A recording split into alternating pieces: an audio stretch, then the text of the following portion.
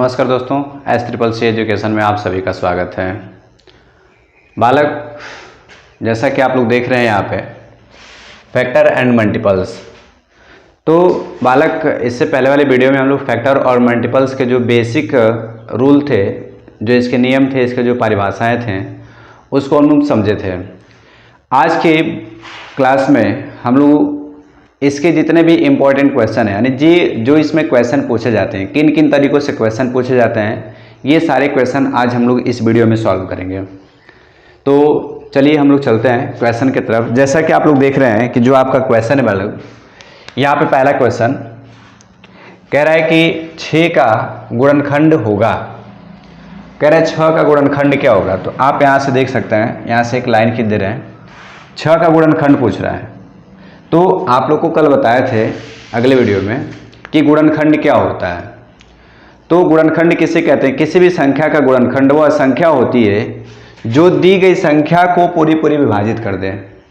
किसी भी संख्या का गुणनखंड वह संख्या होती है जो दी गई संख्या को पूरी विभाजित कर दे। तो अब ये सोचिए कि 6 का गुणनखंड क्या क्या होगा। तो 6 का गुणनखंड यानी 6 को कौन कौन विभाजित करेगा? 1, 2, 3 और 6। यानी 6 के जो गुणनखंड होंगे बालक, 1, 2, 3 और 6 होंगे। ठीक है। तो ये पूछा है कि 6 का गुणनखंड क्या होगा। तो 6 का गुणनखंड 1, 2, 3, 6। अब पूछेगा 6 के कुल कितने गुणनखंड होंगे। तो 6 के कुल कितने गुणनखंड होंगे, तो आप यहाँ से गिन सकते हैं 1, 2, 3, 4। 6 के कुल कितने गुणनखंड है बच्चा? 4 गुणनखंड है। ठीक है। ऐसे ही देखिए, इसमें एक अगला क्वेश्चन है कि 15 के गुणनखंड होंगे। ये पूछ रहा है बच्चा 15 का गुणनखंड क्या क्या होगा, यानी 15 का गुणनखंड क्या होगा। ठीक है। तो यहाँ से हम लोग देख सकते हैं बच्चा, 15 का गुणनखंड पूछ रहा है। तो 15 को कौन कौन सी संख्या विभाजित करेगी? 1, 3, 5 और 15। 15 को यही सभी संख्या विभाजित करेंगे ना। तो 15 के गुणनखंड कौन कौन से होंगे? तो बच्चा 15 के गुणनखंड आपका 1, 3, 5 और 15। ये पूछा जाएगा 15 के कुल कितने गुणनखंड होते हैं बच्चा। तो 15 के भी आपके कुल कितने गुणनखंड होते हैं बच्चा? 4 गुणनखंड होते हैं, है ना। कितने होते हैं बच्चा? 4 होते हैं। ठीक है। इसमें आप लोग देख रहे हैं, यानी आप लोग को समझ में आया गुणनखंड कैसे निकालते हैं। जैसे ही कह रहे हैं कि 50 के गुणनखंड ज्ञात करिए। 50 का गुणनखंड क्या होगा। तो हम लोग ये देखेंगे कि 50 को कौन कौन सी संख्या विभाजित करती है। क्या एक तो सभी संख्याओं को विभाजित करता है, 1 होगा, 2, 5, 10, है ना। 10 के बाद इसमें आपका हो जाएगा 25, इसके बाद क्या हो जाएगा आपका 50। इसके बीच में और बताइए कोई संख्या विभाजित करती है। तो 50 को विभाजित करने वाली संख्या 1, 2, 5, 10, 25 और 50, ये सभी संख्याएं 50 को विभाजित करती हैं। अर्थात 50 के गुणनखंड ये सभी होंगे। यानी ये पूछा जाएगा 50 के कुल कितने गुणनखंड होते हैं। तो 50 के गुणनखंडों की संख्या 1, 2, 3, 4, 5, 6, यानी 1, 2, 3, 4, 5, 6। तो 50 के गुणनखंडों की जो संख्या होगी बच्चा आपका कितनी होगी? 6 होगी। क्लियर है। गुणनखंड कैसे निकाला जाता है। ठीक है। ये पूछा जाएगा किसी भी संख्या का सबसे छोटा गुणनखंड क्या होता है। तो आप लोग कमेंट करके बताइए, किसी भी संख्या का सबसे छोटा गुणनखंड क्या होता है बच्चा। तो किसी भी संख्या का सबसे छोटा गुणनखंड 1 होता है। और सबसे बड़े गुणनखंड की बात किया जाए तो जो सबसे बड़ा गुणनखंड होता है वह स्वयं संख्या होती है ना। अगले वाली वीडियो में आप लोग को बताया गया था। ठीक है। तो किसी भी संख्या का सबसे छोटा गुणनखंड 1 होता है। यहाँ पे देखिए 6 का, 15 का और 50 का जो गुणनखंड निकाले सब में 1 आया है। सबसे बड़े गुणनखंड की बात किया जाए 6 में 6 आया, 15 में आपका सबसे बड़ा गुणनखंड 15 आया और 50 में सबसे बड़ा गुणनखंड क्या है बच्चा आपका? 15 आया। ठीक है। तो आई होप ये आप लोग गुणनखंड निकालना सीख लिए होंगे, गुणनखंड कैसे निकाला जाता है ना। यानी किसी भी संख्या को जो संख्या विभाजित करती है वही संख्या उसका क्या कहलाती है बच्चा? गुणनखंड कहलाती है। ठीक है। तो 6 को जो संख्या विभाजित करेंगे वही उसका गुणनखंड कहलाएगा। अच्छा ये बताइए बालक कि हम कह रहे हैं कि 18 का गुणनखंड 7 होगा। आप लोग कमेंट करके बताइए, क्या 18 का 18 का गुणनखंड जो आपका होगा, फैक्टर जो होगा बच्चा आपका 7 होगा। फटाफट आप लोग कमेंट करके बताइए। तो बालक 18 का गुणनखंड 7 होगा? नहीं, 18 का गुणनखंड 7 नहीं होगा। क्यों नहीं होगा? क्योंकि 7 18 को विभाजित नहीं करेगा, है ना। 7 18 को विभाजित नहीं करेगा, इसलिए 18 का गुणनखंड 7 नहीं होगा। ठीक है। क्लियर है। तो समझ में आया होगा। तो जो संख्या दी गई संख्या को विभाजित कर देती है वही उसका गुणनखंड कहलाता है। अब जैसे फॉर एग्जाम्पल कह सकते हैं बच्चा 15 का गुणनखंड क्या 5 होगा? जी बालक, 15 का गुणनखंड 5 होगा। क्यों? क्योंकि 5 इस 15 को विभाजित कर देगा, लेकिन 15 का गुणनखंड 12 होगा।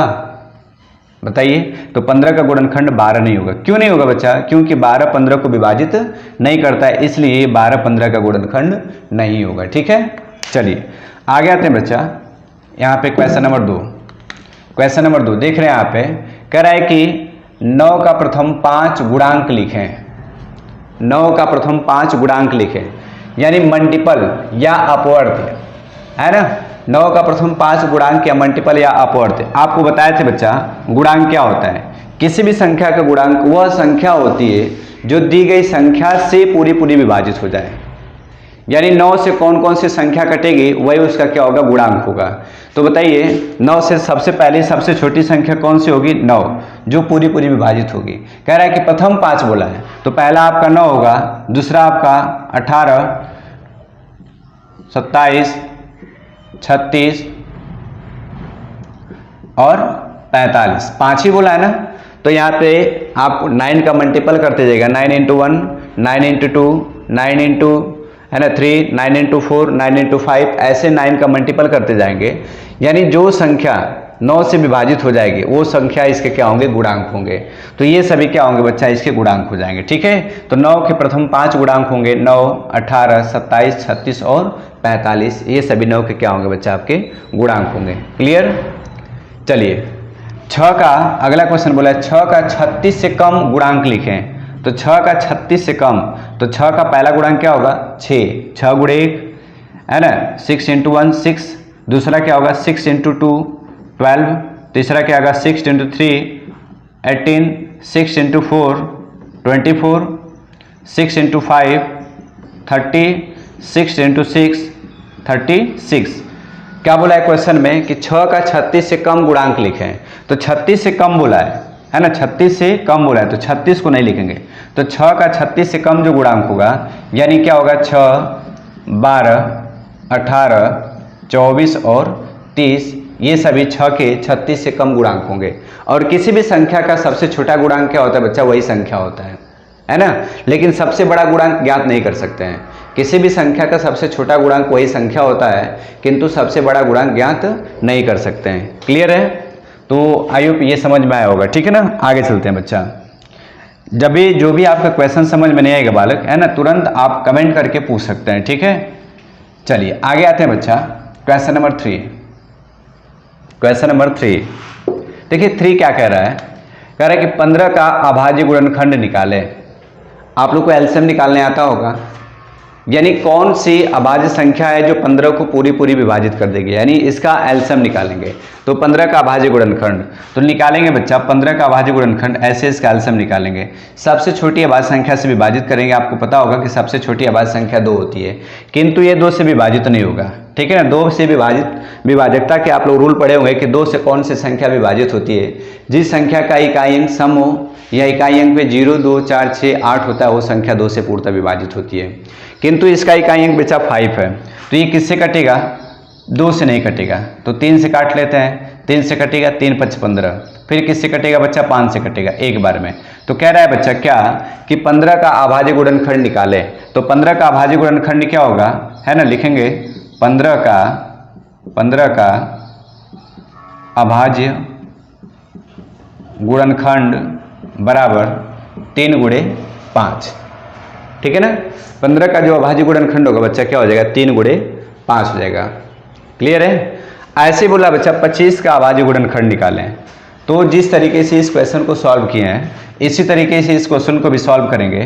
तो 25 का हम लोग क्या निकालेंगे? एलसीएम निकालेंगे। और किससे विभाजित किया जाएगा? ये सबसे पहले बच्चा आपका 5 से कटेगा, 5 5 25, फिर 5 से कटेगा एक बार में।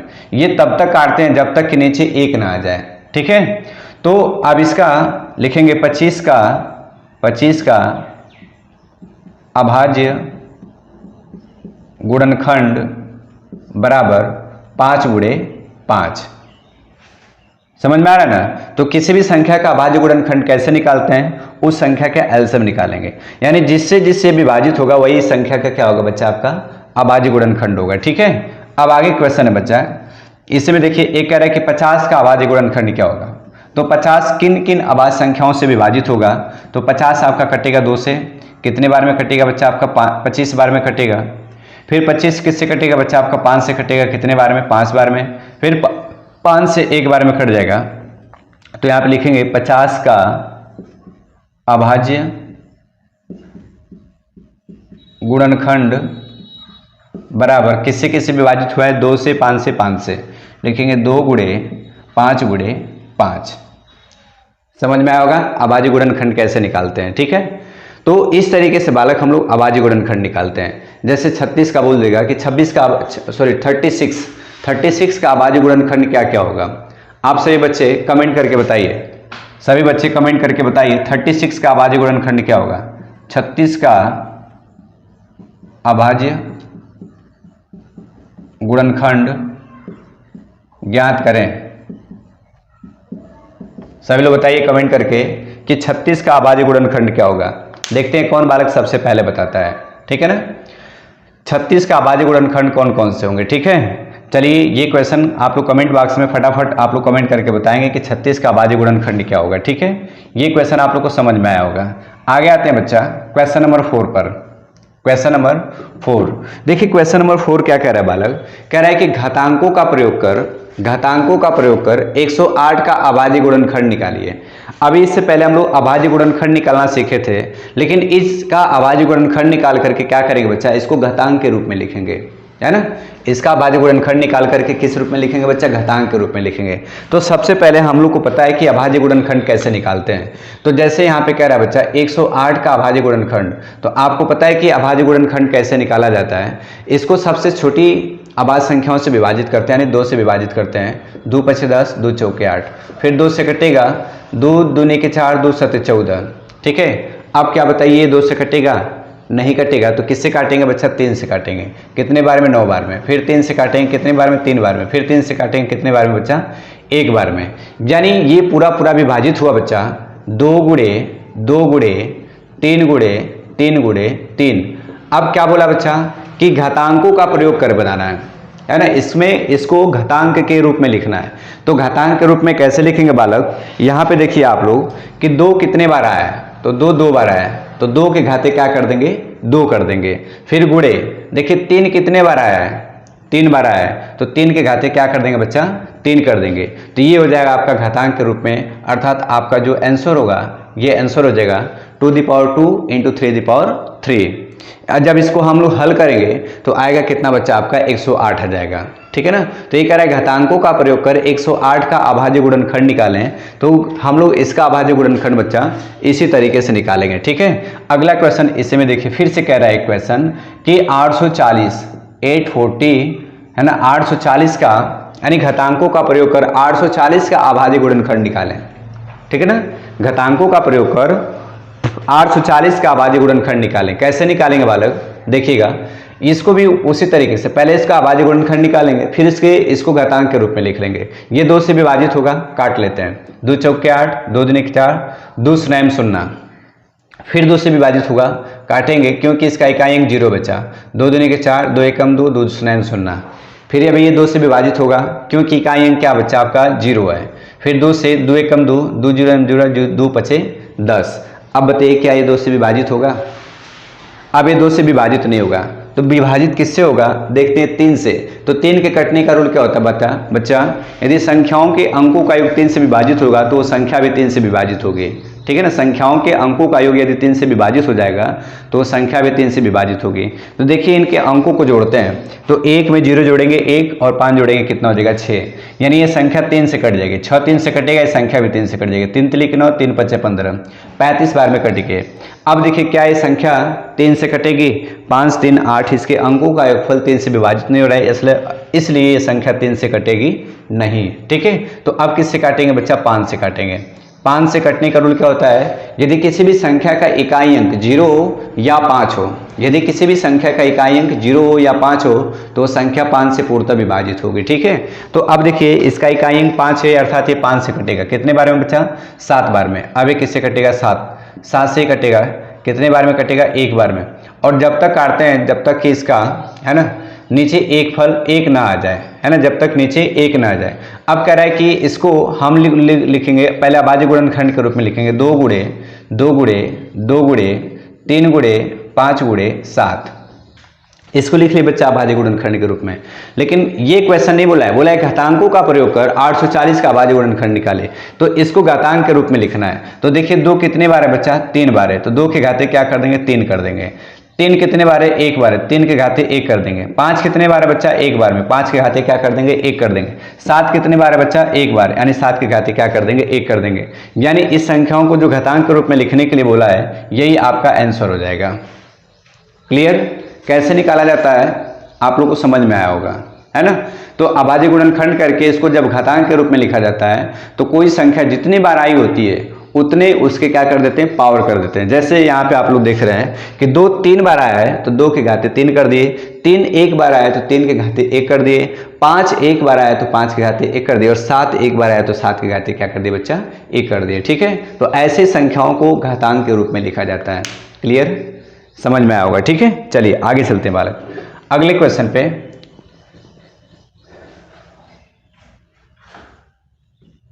देखिए अगला क्वेश्चन क्या कह रहा है, कह रहा है 12 20 और 24 का उभयनिष्ठ गुणनखंड क्या होगा।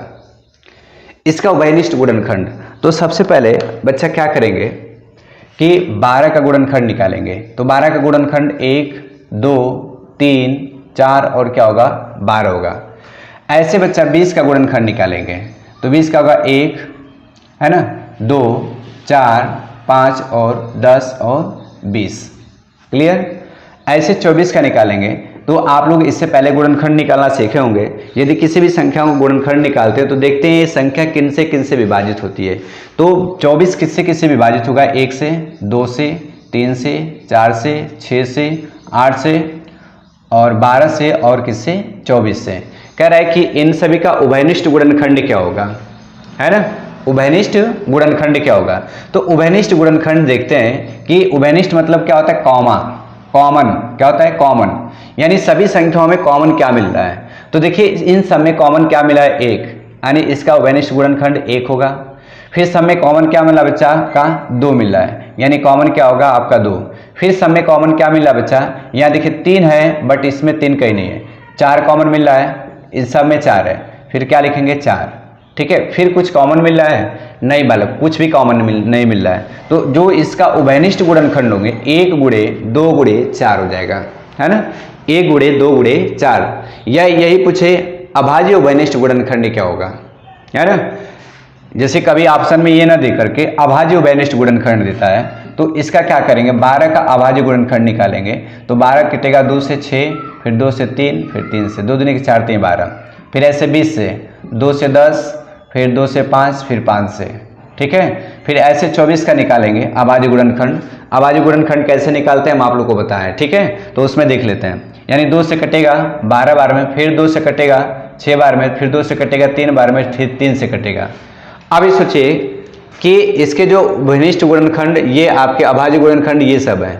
अब इसमें से देखिए कॉमन क्या मिल रहा है, ये 2 कॉमन मिल रहा है, लिखेंगे 2 गुणे, ये 2 कॉमन मिल रहा है, फिर लिखेंगे 2, अर्थात कितना हो जाएगा बच्चा आपका 4 हो जाएगा।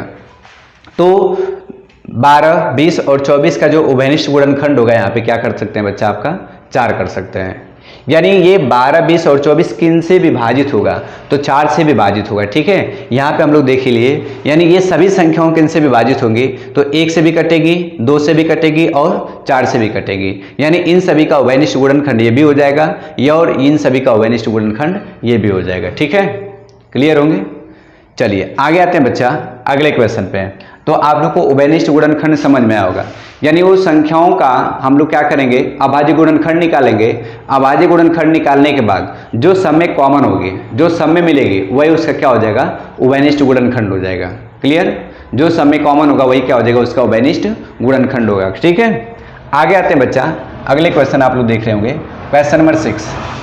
ठीक है, क्वेश्चन नंबर 6 देख रहे हैं। देखिए क्या कह रहा है कि 3 और 5 का उभयनिष्ठ गुणज, 3 और 5 का उभयनिष्ठ गुणज। तो सोचिए कि 3 का गुणज निकालेंगे, आपको पता है मल्टीपल, तो 3 का मल्टीपल 3 है ना, 3 होगा, फिर 6, फिर 9, 15, 18, 24, ऐसे करते जाएंगे।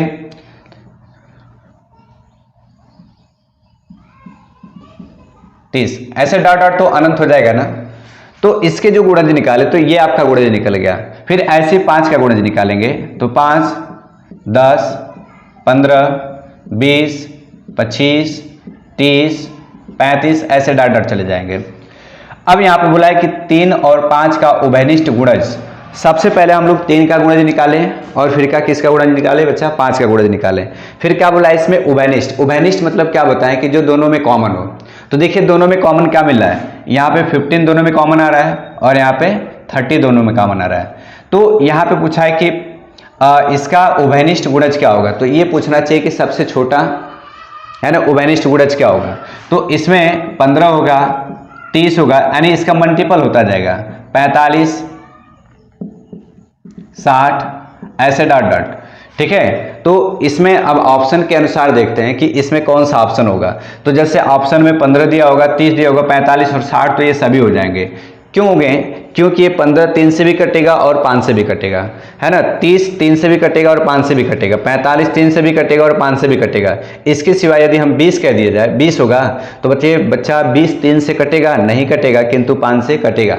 उभयनिष्ठ गुणज का मतलब जो इन दोनों से विभाजित हो जाता है ना, जो इन दोनों से विभाजित हो जाता है, यही क्या होता है, इसका उभयनिष्ठ गुणज होता है। ठीक है ना, तो क्लियर होगा, आप लोग को समझ में आया होगा। आई होप ये सारे क्वेश्चन जो आज बताए हैं आपको हर एक क्वेश्चन अच्छे तरीके से समझ में आया होगा। यदि आपको वीडियो अच्छी लगी हो तो वीडियो को लाइक कर देंगे, चैनल को सब्सक्राइब कर देंगे। तब तक मिलते हैं फिर चल के अगले क्लास में।